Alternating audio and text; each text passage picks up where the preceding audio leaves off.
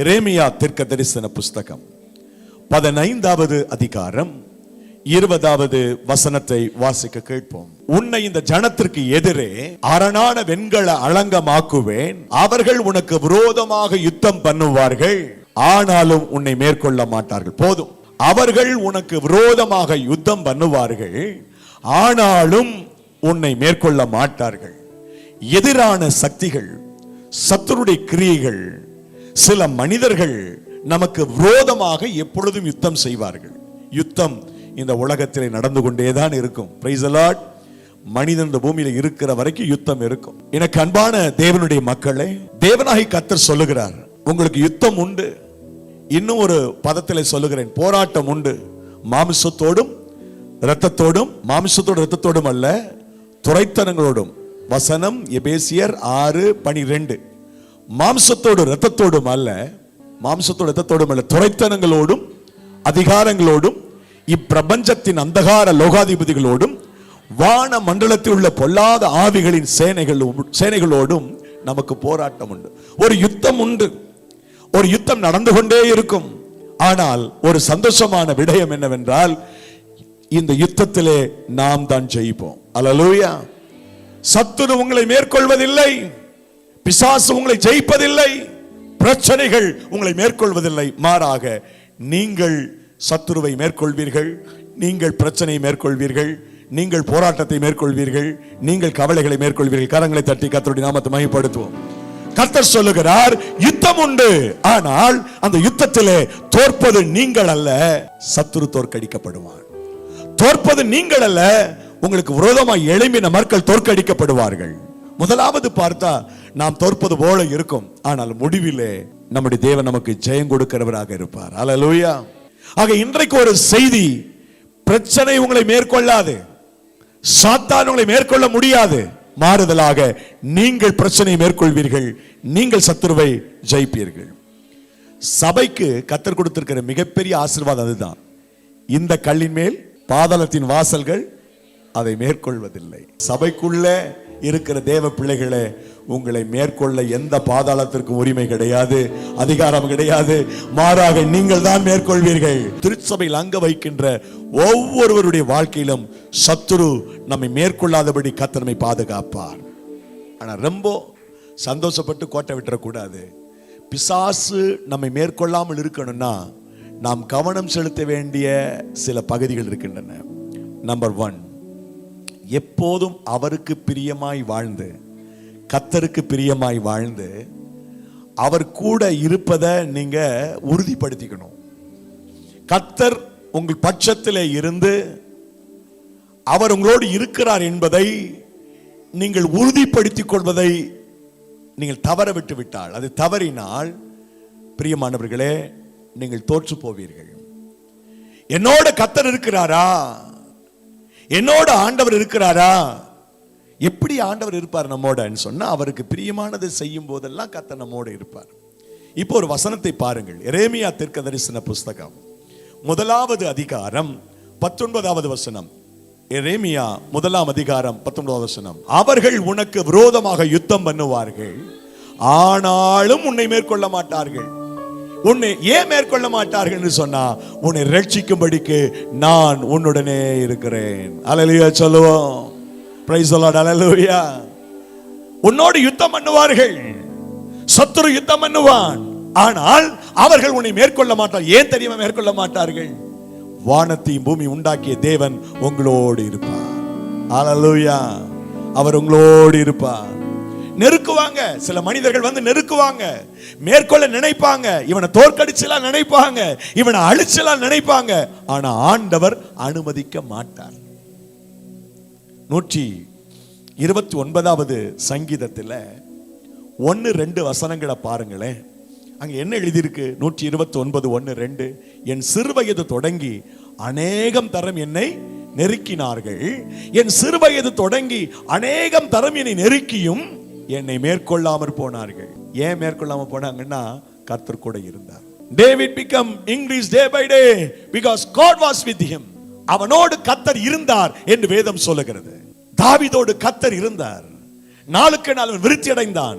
என் அன்பு சகோதர சகோதரிகளே, உங்களுடைய என்னுடைய வாழ்க்கையில கர்த்தர் கூட இருக்கும் பொழுது நாம் தோற்று போவதில்லை, ஜெயித்து கொண்டே போவோம். அல்லேலூயா. மாற நம்ம பெலத்துல ஜெயிக்க முடியாது. நீங்க நினைக்கிறீங்களா நான் ஜெயிச்சிருவேன், எனக்கு இதை ஐ கேன் டூ எவ்ரிதிங், நான் எல்லாவற்றையும் செய்ய முடியும் நீங்க நினைக்கிறீங்க. உங்க பெலத்துல ஜெயிக்கவே முடியாது. கர்த்தர் கூட இருக்கணும். ஒரு அதாவது அன்னாள் பாடிய பாட்டுல அந்த வசனம் வருது. 1 சாமுவேல்ல 2ஆம் அதிகாரத்துல அன்னாள் பாடும்போது ஒரு வசனத்தை சொல்றா. அது ரொம்ப அற்புதமான வார்த்தை. 9வது வசனம் பாருங்கள், 2:9. அவர் தமது பரிசுத்தவான்களின் பாதங்களை காப்பார். கடைசி வரி, பெலத்தினால் ஒருவனும், உங்க பெலம் என் பெலத்துல சாதிச்சேன்னு சொல்ல முடியாது, என் பெலத்துல இதை செய்தேன்னு சொல்ல முடியாது. அதுதான் நம்ம ஐஸ்வர்யம் பெற்றவர்கள் குறித்து சொல்லும் போது 8:17 உபாகமத்தில் ஒரு வார்த்தை சொல்லுகிறார் ஆண்டவர். என் சாமர்த்தியமும் என் கைப்பலனும் இந்த ஐஸ்வர்யத்தை எனக்கு சம்பாதித்தது என்று நீ உன் இருதயத்தில் சொல்லிக் கொள்ளாமல் இருக்க எச்சரிக்கையாயிருந்து. ஆண்டவர் நினைச்சுக்கப்பா, அவர் உன்னை பலப்படுத்துறதுனாலதான் நீங்க இருக்கிறீங்க. நீங்க ஒரு பிரச்சனையை மேற்கொள்றீங்கன்னு சொன்னா அது உங்க பலன் அல்ல, ஆண்டவர் உங்களை பலப்படுத்தி இருக்கிறார். அவர் உங்களோடு இருக்கிறார். Praise the lord. ஹல்லேலூயா. கர்த்தர் கூட இருக்கிறார். ஆண்டவர் என் கூட இருக்கிறது ரொம்ப மிகப்பெரிய ஒரு ஸ்ட்ரென்த். நான் ஏற்கனவே சொன்னேன், கர்த்தர் கூட இருக்கணும்னா சிம்பிள். ஆண்டவருக்கு பிரியமானது செஞ்சா போதும், அவர் கூடவே இருப்பார். 8:29 யோவான்ல வாசிக்கிறோம் இல்லையா, நான் பிதாவுக்கு பிரியமானவைகளை எப்பொழுதும் செய்கிறபடியால் அவர் என்னை கூடவே இருக்கிறார். ஆண்டவர் கூடவே இருக்கணும்னா அதனாலதான் தந்தை அவர்கள் பாடுனாங்க, உமக்கு பிரியமானதை செய்ய எனக்கு போதியும்னு சொன்னாங்க. 143 சங்கீதம் 10 இருக்குது. தேவன் அவருக்கு பிரியமானதை நீங்கள் செய்ய செய்ய செய்ய செய்ய. இந்த சண்டே சர்வீஸ்ல ஏன் நம்ம ரெகுலரா கலந்துக்கணும் தெரியுமா? ஞாயிற்றுக்கிழமை ஆராதனையில் பேசும்போது, கர்த்தருடைய வார்த்தையை சொல்லும்போது, எது அவருக்கு பிரியம், எது அவருக்கு பிரியம் அல்ல, எதை விட்டுடணும், எதை சேர்க்கணும், இது எல்லாத்தையும் ஆண்டவர் பேசிட்டே இருப்பார். அப்படி பேச பேச பேச அந்த வார்த்தைகள் நம்ம அறியாதபடி நம்முடைய வாழ்க்கையை அலங்கரிக்க துவங்கும். நீங்க அவருக்கு பிரியமா வாழ துவங்கிட்டாங்க அப்படின்னாவே கர்த்தர் உங்களோடு இருப்பார், உங்க பட்சத்தில் இருப்பார், உங்களை தனியா விட மாட்டார். நீங்க நினைப்பீங்க நீங்க தனியா இருக்கீங்க, எல்லாரும் உங்களை விட்டு ஒதுங்கினது மாதிரி தெரியும், சில நேரங்களில் தனித்து விடப்பட்டது போல இருக்கும். இந்த தேவன் உங்களை விட்டு விலகவே மாட்டார்.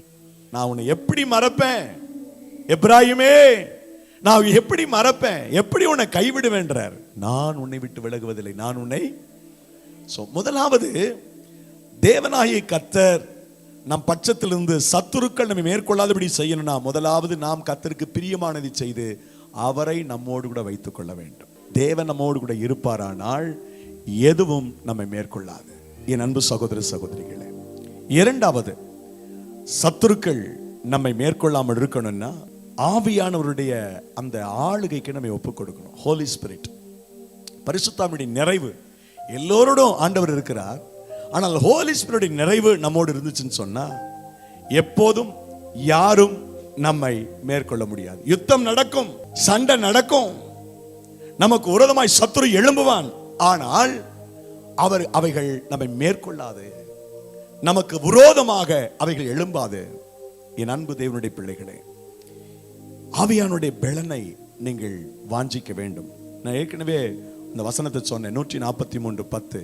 உமக்கு பிரியமானதை செய்ய எனக்கு போதித்தருளும், நீரே என் தேவன், உம்முடைய நல்ல ஆவி என்னை செம்மையான வழி நடத்துவாராக.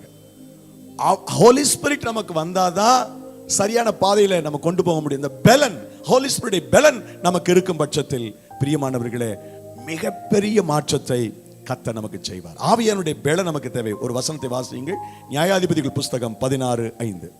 எதினாலே அவனை மேற்கொள்ளலாம்.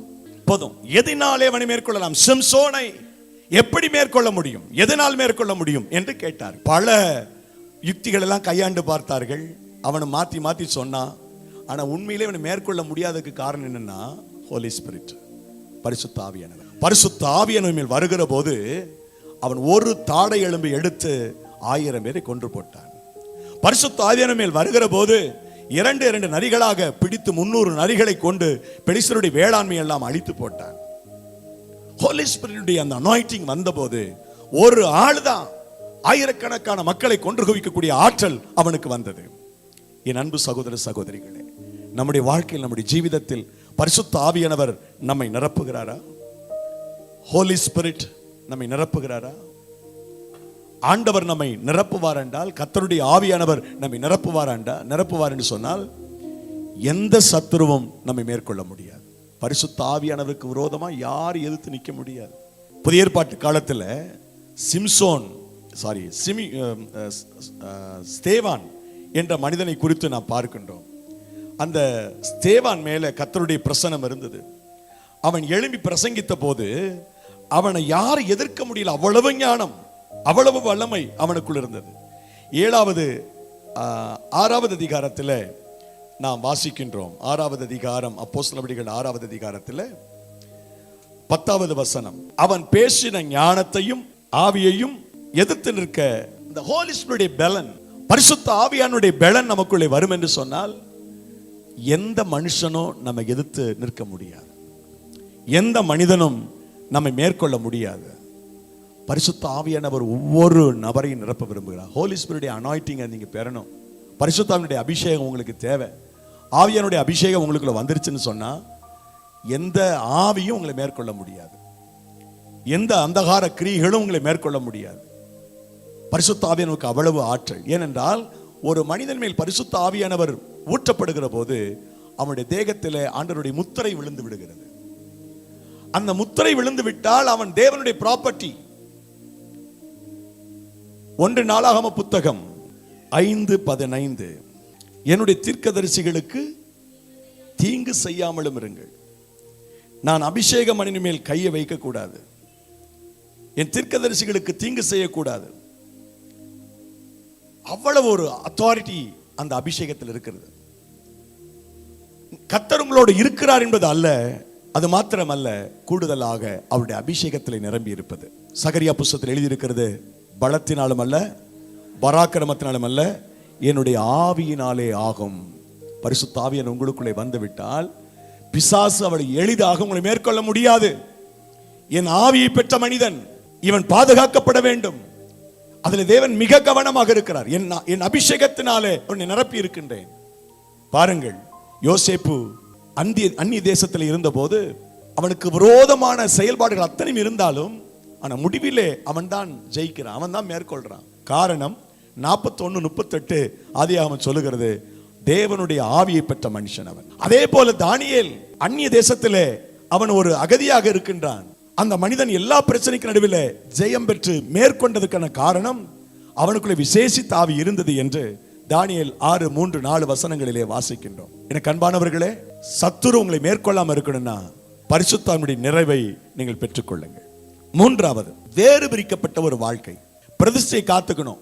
ஆண்டவருடைய பிள்ளைகள் எந்த சூழ்நிலையிலும் சத்துருவுக்கு உகந்த காரியத்தை செய்துவிடக் கூடாது. கர்த்தர் உங்களை அழைச்சிருக்கிறார், தேவன் உங்களை அழைத்திருக்கிறார். அவருடைய அழைப்பிற்கு பாத்திரமாக அவருடைய பிரசன்னத்திற்குள்ளே நீங்கள் இருப்பீர்களே ஆனால், அன்பானவர்களே, ஒரு நாளும் ஒருபோதும் சத்துரு உங்களை மேற்கொள்ள முடியாது. வேறு பிரிக்கப்பட்டவர்கள் மேல் கர்த்தருடைய கவனம் இருக்கிறது.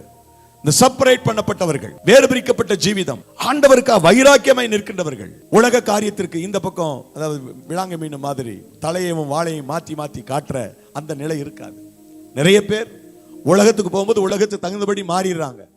உலகத்தினுடைய சடங்காச்சாரங்களை பின்பற்றுகிறார்கள். அப்படி அல்ல, பிரதிஷ்டா பிரதிஷ்டை தான். ஆண்டவருக்கு பிரியமாய் வாழ்வதற்கு உங்களை ஒப்புக் கொடுத்து செப்பரேஷன் லைஃப், வேறு பிரிக்கப்பட்ட வாழ்க்கை யாரெல்லாம் வாழ்கிறார்களோ அவர்களை சத்துரு மேற்கொள்ள முடியாது. எஸ்தர் புஸ்தகம் 6வது அதிகாரம் 13வது வசனம். ஆமான் தனக்கு நேரிட்ட எல்லாவற்றையும் தன் மனைவியாகிய ஸ்ரேசுக்கும் தன் சிநேகிதர் எல்லாருக்கும் அறிவித்த போது அவனுடைய ஆலோசனைக்காரரும் மனைவியாகிய ஸ்ரேசும் அவனை பார்த்து, மொர்தெகாய்க்கு முன்பாக நீர் தாழ்ந்து போக தொடங்கினீர். அவன் யூத குலமானால் நீர் அவனை மேற்கொள்ளாமல் அவனுக்கு முன்பாக தாழ்ந்து போவது நிச்சயம். ஆமான் he was authority person. அவன் அதிகாரமிக்கவனாக இருந்தான்.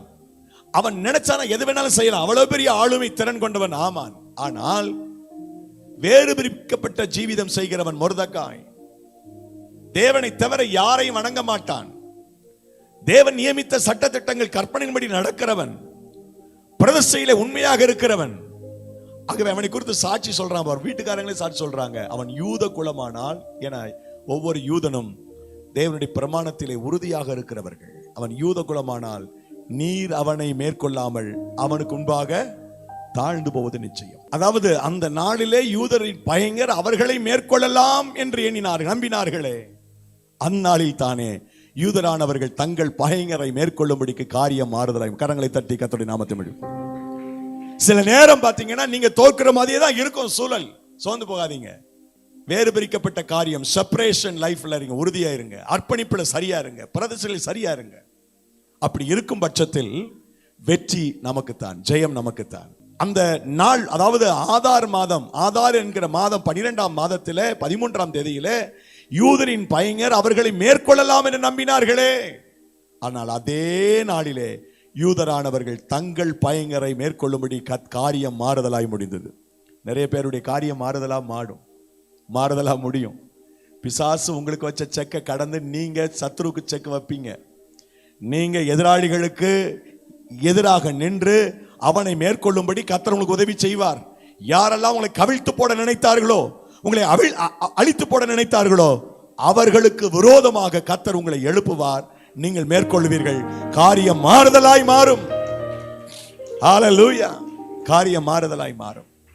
என்னுடைய வாழ்க்கையில ஃபேஸ் டு ஃபேஸ், முகத்துக்கு முகம் என்னை எதிர்த்தவர்கள், எனக்கு விரோதமாய் பேசினவர்கள், அப்படிப்பட்டவர்களை நான் சொல்லலாம், அநேகரை சொல்லலாம். ஆனால் காலங்கள் வந்தபோது அவர்களே எனக்கு ஆதரவாக நிற்கும்படி கர்த்தர் செய்தார். அப்படிப்பட்ட நிகழ்வுகளை நினைச்சு பார்க்கிறேன். கர்த்தர் காரியங்களை தலைகீழாய் மாற்றுகிறவர். ஒரு நண்பர் எனக்கு சொன்னார், ஒரு சகோதரன், இனிமே இந்த ஊருக்குள்ள வந்த கையை காலை எடுப்பேன்னார். ஆனால் அதே சகோதரன் எனக்கு மிகவும் பட்சமாக, எனக்கு மிகவும் துணையாக இருந்து முதல் அந்த தளத்தில் நான் ஊழியம் செய்வதற்கு ஆறுதலாக இருந்தார். எந்த சகோதரன் கையை காலை எடுப்பேன்னு சொன்னாரோ அதே சகோதரன் இன்றைக்கு வரைக்கும் எனக்கு ஒரு நல்ல நண்பராக இருக்கிறார். கையை காலை எடுப்பேன்னு சொல்றது எப்படி? இப்ப நமக்கு கையா வலது கை போல இருக்கிறது எப்படி பாருங்க.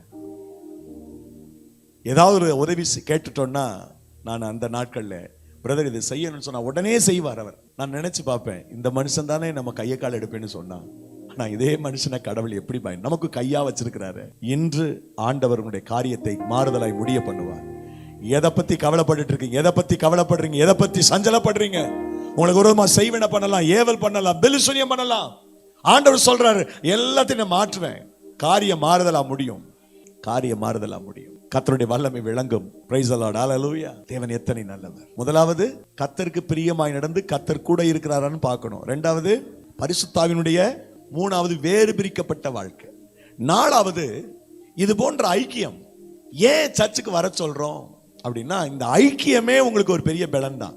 ஒருத்தர் பார்த்து கை கொடுக்கிறது, ஒருத்தர் பார்த்து சந்தோஷப்படுறது, சேர்ந்து கர்த்தரை ஆராதிப்பது, தொழுது கொள்வது, கர்த்தருடைய காரியங்களை பகிர்ந்து கொள்வது என்ற நிலை இருக்கும் பொழுது பிசாசு அவ்வளவு எளிதாக மேற்கொள்ள முடியாது.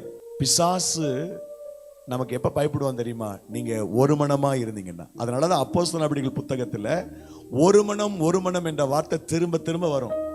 அப்போஸ்தலர் நடபடிகள் 1ஆம் அதிகாரத்திலிருந்து நீங்க வாசித்தீங்கன்னா ஒரு மனம்.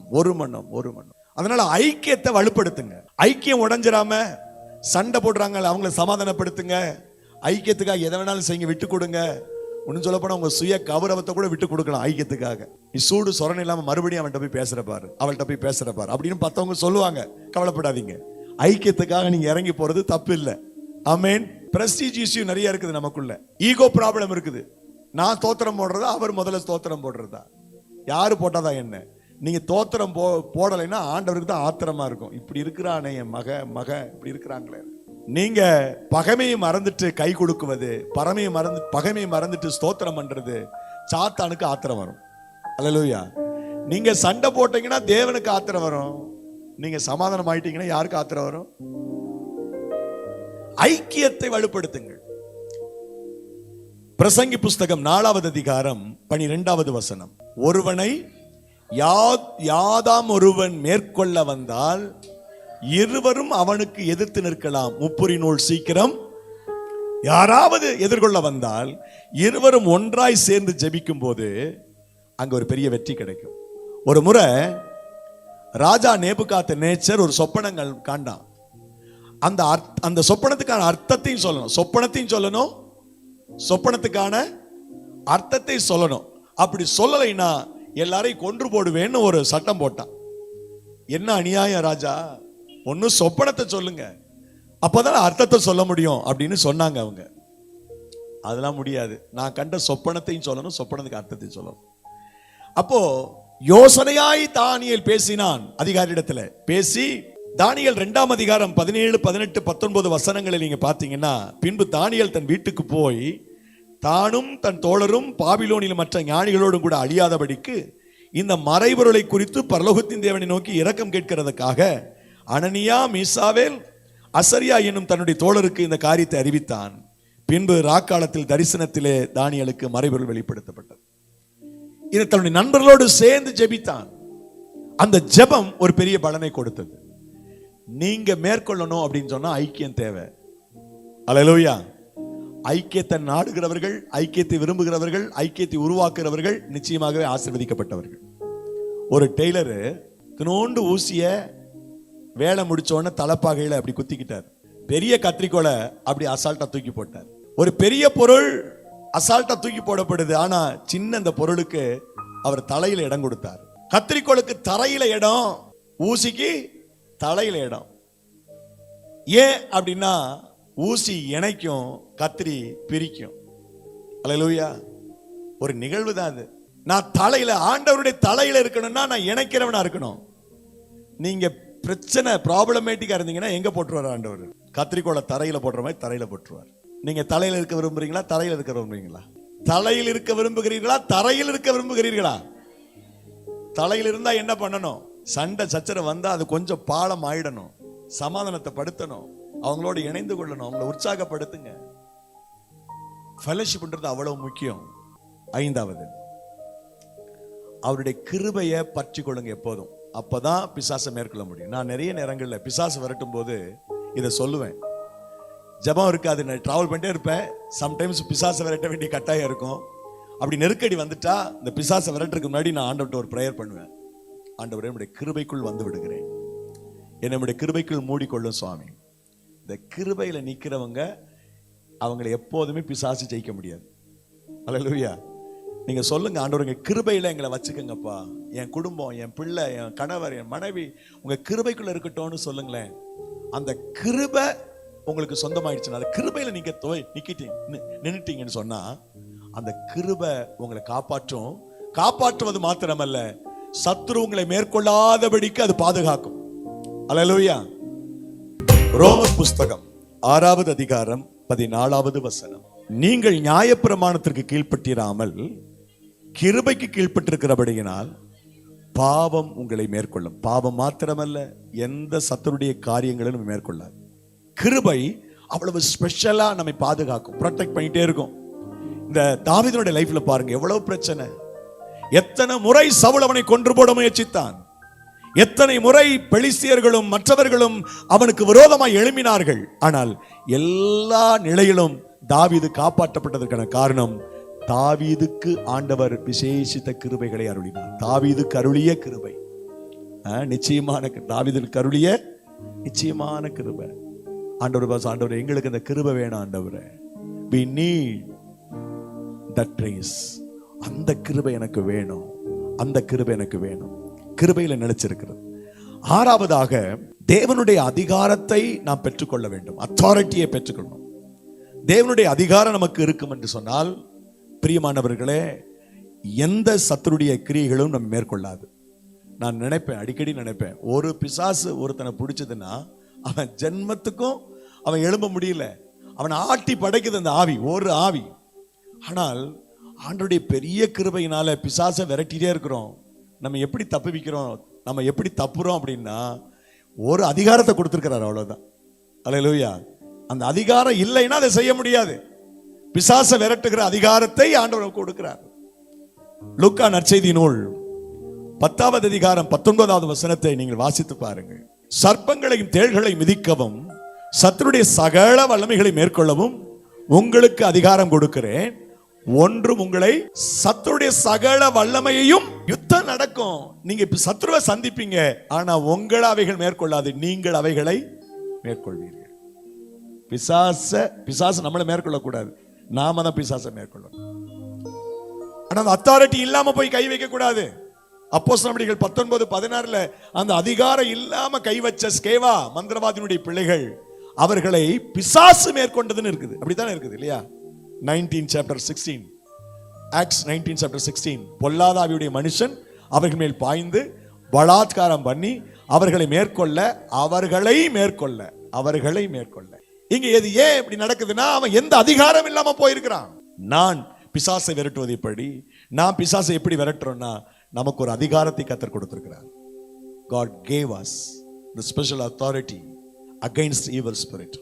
பிசாசினுடைய எல்லா வல்லடிகளுக்கும் விரோதமாக நமக்கு ஒரு அதிகாரத்தை கர்த்தர் கொடுத்திருக்கின்றார். அல்லேலூயா. கடைசியா ஒரு விஷயத்தை சொல்லி நிறைவு செய்கின்றேன். எல்லாவற்றுக்கும் மேலாக ஏதாவது நெருக்கடி வருது, சத்ரு நமக்கு விரோதமா வெள்ளம் போல வருகிறான்னு சொன்னா எந்த காரியத்திற்கும் மனசை சாய்க்காம தனியா போய் நீல் டவுன் பண்ணி ஆண்டவர்கிட்ட முறையிட்டுருங்க. அப்போ நீங்கள் ஜெயிப்பீர்கள். சாத்த அவங்களை மேற்கொள்ள மாட்டோம். போய் ஆண்டவருடைய சமூகத்தில் ஜெபம் பண்ண ஆரம்பிச்சிருங்க. 2 நாளாகம புத்தகம் 14ஆம் அதிகாரம் 11வது வசனத்துல நாம் இப்படி வாசிக்கின்றோம். ஆசா தன் தேவனாகி கர்த்தரை நோக்கி கூப்பிட்டு, கர்த்தாவே, பலமுள்ளவனுக்காகிலும் பலனற்றவனுக்காகிலும் உதவி செய்கிறது உமக்கு லேசான காரியம். எங்கள் தேவனாகி கர்த்தாவே, எங்களுக்கு துணை நில்லும். உம்மை சார்ந்து உம்முடைய நாமத்தில் ஏராளமான இந்த கூட்டத்திற்கு எதிராக வந்தோம். கர்த்தாவே, நீர் எங்கள் தேவன், மனுஷன் உம்மை, நாங்க உங்க பட்சத்தில் இருக்கிறோம், எங்களை தோற்கடிச்சிட்டா நீங்க தோற்ற மாதிரி மனிதன் உம்மை மேற்கொள்ள விடாதையும். ஆண்டவரிடத்துல போய் சொல்லிருங்க, நீங்க பாத்துங்க ஆண்டவரே. அந்த பிரேயர் பிரிங் விக்டரி. இந்த நாளிலும் கர்த்தர் சொல்றாரு, நீங்கள் மேற்கொள்ளப்பட மாட்டீர்கள், நீங்கள் மேற்கொள்வீர்கள். தோத்துட்டோன்னு கவலைப்படாதீங்க. இன்னும் ரேஸ்ல தான் இருக்கிறீங்க. இன்னும் உங்களுக்கு சான்சஸ் இருக்குது. நீங்க ஜெயிப்பீங்க. அல்லேலூயா. ஐயோ அவமானப்பட்டு நினைக்காதீங்க, கவலைப்படாதீங்க. இன்னும் உங்களுக்கு சான்சஸ் இருக்குது. நீங்க ஜெயிக்கும்படி கர்த்தர் உங்களுக்கு உதவி செய்வார். எல்லாரும் எழும்பி நின்று தேவனை நோக்கி பார்ப்போம். அன்பானவர்களே, my beloved people of God, சின்ன சின்ன தியானம் என்ற புத்தகத்தை உங்களுக்கு அறிமுகப்படுத்துவதில் மகிழ்ச்சி அடைகிறோம். we are glad to introduce a short meditation book. இந்த புத்தகம் ஆங்கிலத்திலும் தமிழிலும் இருக்கிறது. This book is both in Tamil as well as in English. இந்த புத்தகத்தில் என்ன விசேஷம் என்று கேட்டால், if you will ask what is the speciality about this book, இந்த புத்தகத்தினுடைய ஷெட்யூல் படி நீங்க வேதத்தை வாசித்தால், if you will read the Bible according to the schedule of this book, ஒரு வருஷத்தில் in 1 year's time 2 முறை புதிய ஏற்பாட்டையும், you can finish the New Testament twice, ஒரு முறை பழைய ஏற்பாட்டை வாசித்து முடித்து விடலாம். and you can also finish the Old Testament once. ஒவ்வொரு நாளும் ஒரு மனப்பாட வசனம் இருக்கிறது. And every day there is a memory verse that is given to you. அந்த வசனத்தை மனப்பாடம் செய்து விடுங்கள். You can memorize that word. அந்த வசனத்தை மையப்படுத்தி 3 தியான குறிப்புகள் இருக்கின்றன. There is also a meditation point, the same verse in 3 points you can have the meditation. காலையில் என்ன வாசிக்கணும்? There is a schedule of what to read in the morning, மத்தியானம் என்ன வாசிக்கணும், what to read in the afternoon, night என்ன வாசிக்கணும், and what you should read in the night. அங்கே குறிப்புகள் இருக்கின்றன. And there are all the scriptures that is given to you. மிக சுருக்கமாக இருக்கும். It is a very short meditation. நிச்சயமாக இந்த புத்தகம் உங்களுக்கு மிகவும் உதவிகரமாக இருக்கும். And it will be a great use to you as you read it every day. இந்த புத்தகத்தை பெற விரும்புகிறவர்கள் கீழ்காணும் வாட்ஸ்அப் எண்ணிற்கு CCT Part 1 என டைப் செய்து செய்தி அனுப்புங்கள். தமிழ் என்றால் தமிழ் என்றும், ஆங்கிலம் என்றால் ஆங்கிலம் என்று டைப் செய்து உங்கள் முழு முகவரியோடு செய்தி அனுப்புங்கள். புத்தகம் உங்களுக்கு வந்து சேரும். புத்தகம் வந்து சேர்ந்த பிறகு அதற்கான தொகையை நீங்கள் அனுப்பலாம். All those who need this short meditation, please text to the WhatsApp number that has been given below. Just make note of the number and text to us as if you need CCT, whether it is Tamil or English. Please mention your language and send it with your full postal address so that we will send that book to you. And only after you could receive this book, you can send the money to us. God bless you. God bless you.